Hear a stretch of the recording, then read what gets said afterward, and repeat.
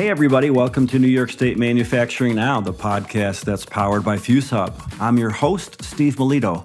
Today we're talking to Valentina Gomez, the co-founder and COO of Werewool, a New York City-based company that's developing biodegradable textile fibers with tailored properties for aesthetics and performance. In 2023, Werewool was awarded a $50,000 manufacturing grant from FuseHub in conjunction with Downstate Technology Center. And that's just some of what we'll be talking about today. Valentina, welcome to New York State Manufacturing Now. Hey, Steve. Awesome. It's very nice to meet you. Thank you for having me here. It's so great to have you here. So let's start from the top. Please tell us about yourself. You're a graduate of the Fashion Institute of Technology, but how did you become interested in sustainable textiles specifically?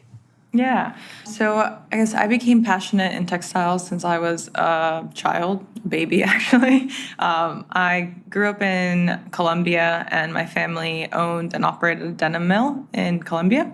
And so it was manufacturing a cut, and sew of denim jeans. And so my family spent a lot of time in there, and just during the summers, that's usually where I was, just wandering around the manufacturing house. And textiles is something that I had been wanting to do since I was a child. And so when it came to deciding what I wanted to do for college and where did I want to go, I saw that FIT had this amazing textile development and marketing program. And funny enough, their capstone project at the time was to create a denim collection. And I was like, all right, this has to be for me. This is the school that I'm going to. And so I only applied to FIT, but my high school made me apply to 2 other schools as well. But I really just wanted to go to FIT. So I got accepted. And when I was in school was when I really became knowledgeable and got to understand the impact of textiles and the impact that the manufacturing process has, all of the plastics that are used, all of the dyes and the toxic chemicals that are used in the industry. And I became extremely frustrated because it was something that I had always wanted to do, and it's something that my family was participating in, but I did not want to continue doing that. And so I was kind of at a loss. It's like, what do I want to do with my life? What do I want to do when I graduate college? And I saw that there was this program at FIT called the Biodesign Challenge. And that program gets like non-traditional science students, mostly designers, to think about what their industry could look like if you look to biology and biotech. And that was my co-founder Chewy and I. We had originally met like a couple months before in India, and we were both extremely aligned on how we were frustrated with the industry and weren't sure what we exactly wanted to do. And so we saw that there was this program, and so we joined it together. And that was when we got introduced to the world of proteins. We had an amazing mentor who's a plant biologist, and he introduced us how in nature proteins provide more than building blocks. They can provide function, so things like color, elasticity, the moisture management. And for us, it really clicked as all the things that we really want from our clothing and textiles, but traditionally the industry gets it from plastics and chemicals.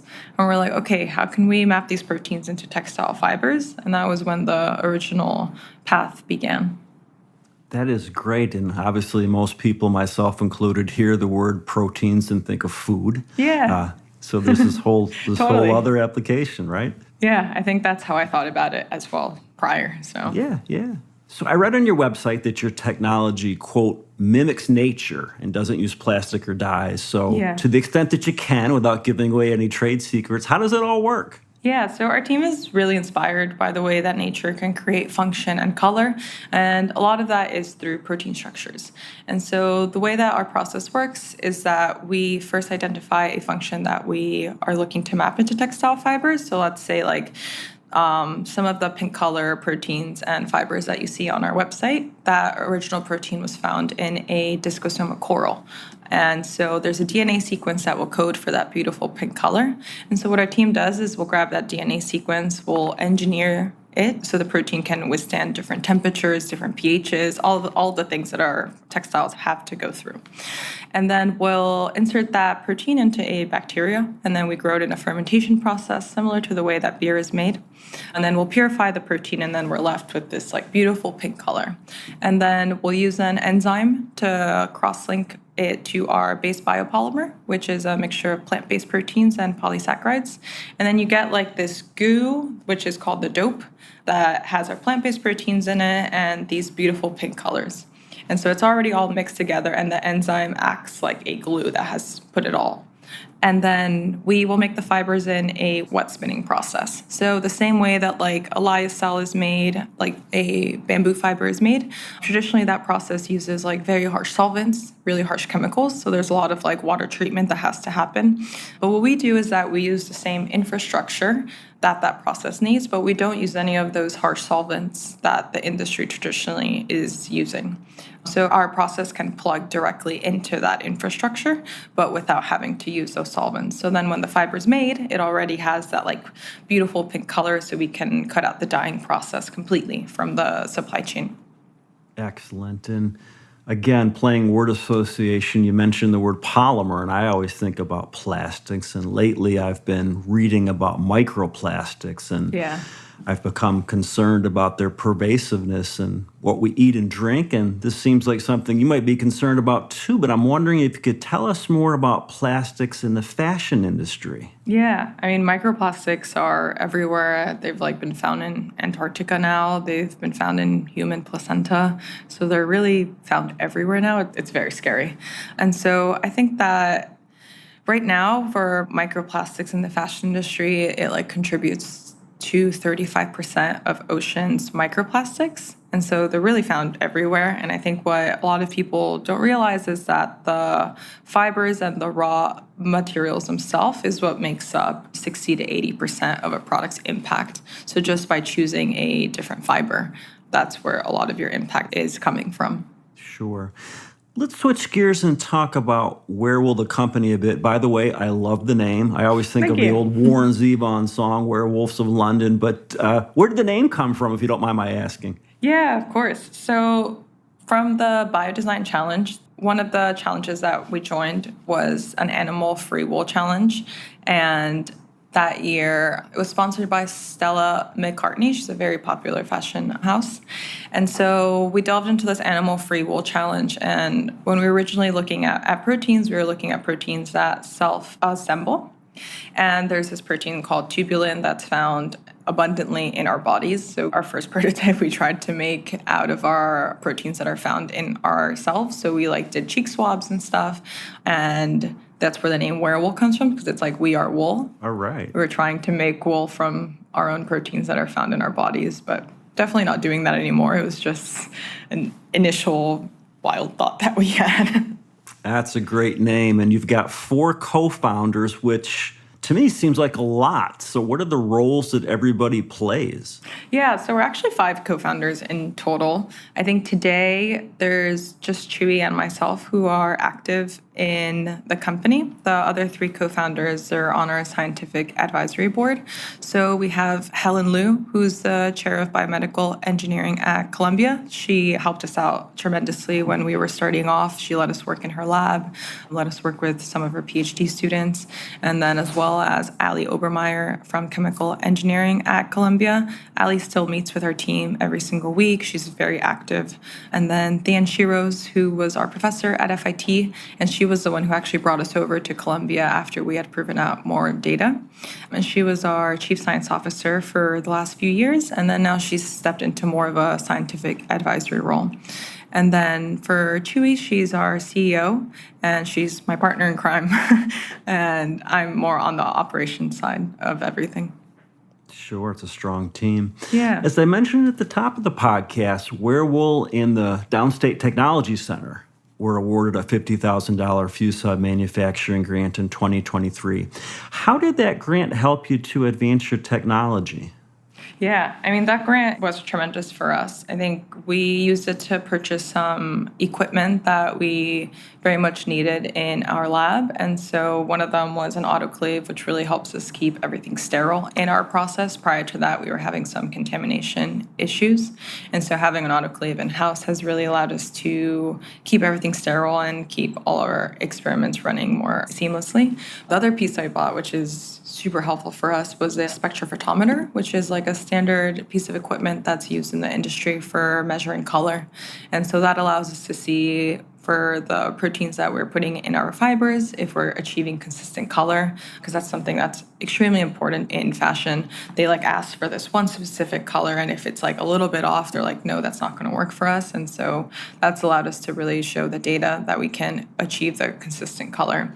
And a lot of this has allowed us to also now start with bringing in our first customers as well. Great. And it looks like you've won some other awards in addition to the FuseHub Manufacturing Grant. And you've raised $3.7 million in a seed round. And that's wonderful. Congratulations. Thank you. I appreciate it.